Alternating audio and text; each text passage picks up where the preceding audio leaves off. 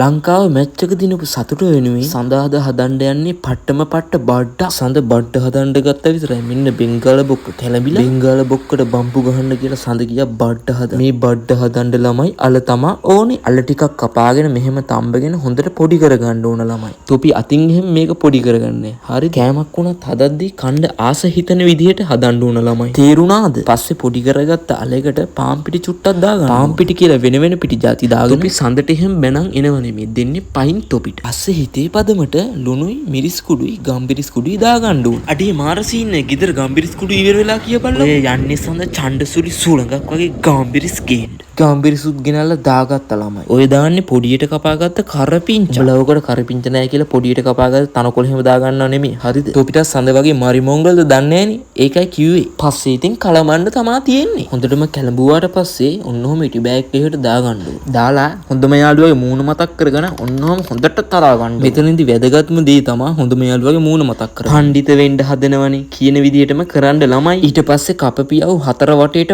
වැනි වෙන කොටු කපා ගන්න ආස නැති කට්ටිය ගුලි හදාගන්න. බලපංගු ඉතින් සඳගේ ගුලි වල ලස්සන. දැන් තමයි ආසම එක. බදිමු මිතුරු බදිමු. මාර වැඩ සඳ ඩුනේ ළමයි ගුලිය කරුණා කියන්න. තොපිට නිකන් ඇටි කෙහෙල් කාපු උගුඩු වගේ මේක එල්ලිලා ඉන්නතු වැඩක් කරද්දි අවධානය කරපල්. හිතන දේ වෙන්නේ වෙන දේ හිතා ගන්න බෑ. කියන්නේ නිකන් දැන් ඉතින් කණ්ඩ තමා තියෙන්නේ.